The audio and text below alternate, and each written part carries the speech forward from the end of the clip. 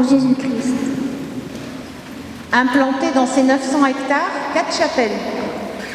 Les paroissiens s'y retrouvent le dimanche et ils ont à cœur de faire vivre, tout au long de l'année, les clochers de ces chapelles, témoins de leur chrétienté enracinée.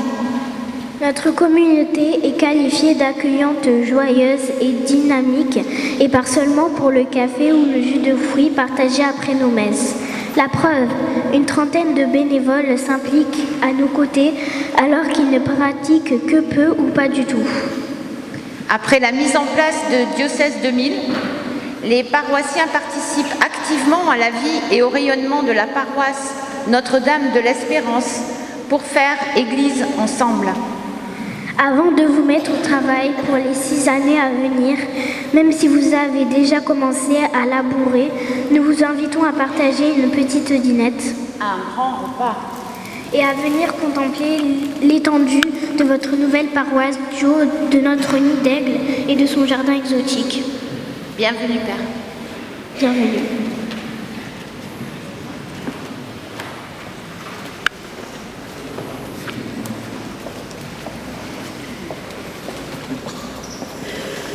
Le territoire de la communauté Notre-Dame de France, au col de Villefranche, présente une particularité.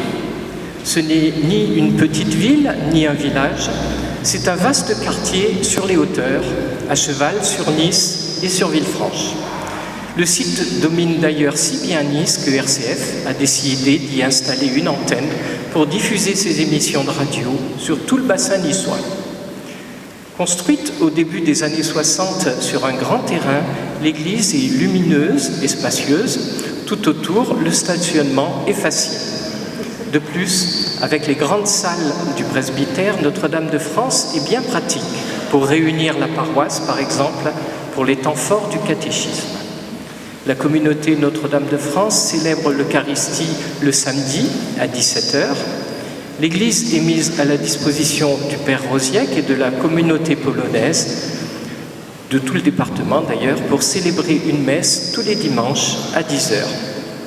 Le lundi, temps de prière et d'adoration à 17h30 et le mardi, les 3 catéchistes vont chercher les enfants du CE1, du CE2 et du CM1 à la sortie de l'école pour 1 heure de catéchisme. Dernière particularité de Notre-Dame de France qui nous tient à cœur, c'est manuellement, comme Frère Jacques, que nous sonnons les cloches à toute volée avant chaque messe. Bienvenue, Père.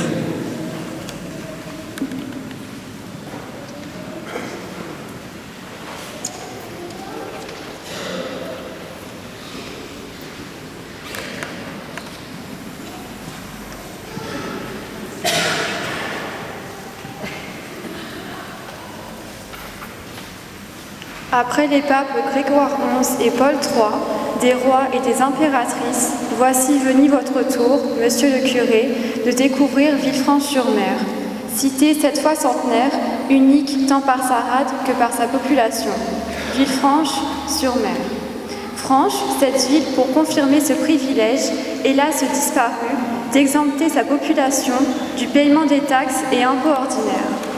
Sur-mer, précision importante, car la mer, au pied de la ville, c'est la source de la vie à Villefranche. Il est fini le temps des galères de Savoie et des pirates barbaresques. Reste la citadelle, le fort Saint-Elme, qui abrite maintenant l'hôtel de ville. À Villefranche, la mer, c'est le cœur, le poumon économique, c'est de l'argent liquide. La mer, c'est le tourisme, les plages, les escales des paquebots de croisière et bientôt la thalassothérapie. C'est aussi l'ensemble des sports nautiques, depuis la plongée en apnée jusqu'aux régates. C'est encore de l'emploi et des ressources locales avec la pêche artisanale, un chantier naval, des installations portuaires et une gare maritime. C'est enfin un centre réputé de recherche maritime où 200 personnes enfermées dans le bagne des galériens étudient le milieu marin et surtout la vie du plancton végétal et animal. Alors, pour donner le cap vrai au nouveau capitaine, au seul maître à bord après Dieu, recevez cette embarcation et écoutez la voix du Seigneur. Il vous demande d'appareiller pour avancer au large, en eau profonde, pour y lancer vos filets. Non pas un filet à grande maille réservé aux seuls gros poissons, mais un filet à plancton pour montrer ainsi l'attention préférentielle du Christ pour les plus petits, les plus blessés de la vie, ceux qu'on ne remarque pas.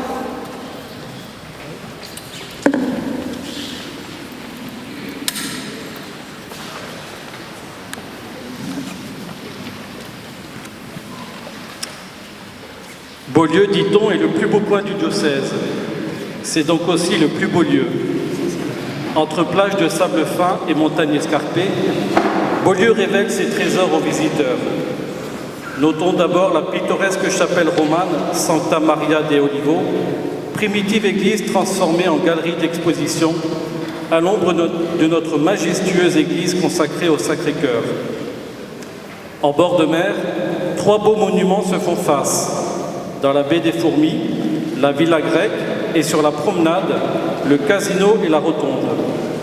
N'oublions pas le port de Plaisance, les places ombragées et les jardins appréciés des promeneurs. Enfin, une quantité d'hôtels de qualité et de petits commerces font de Beaulieu un havre de paix et de sécurité pour le confort des berlugans, des retraités et des touristes. Il semblerait que rien ne manque ici à notre bonheur, rien hormis les bénévoles.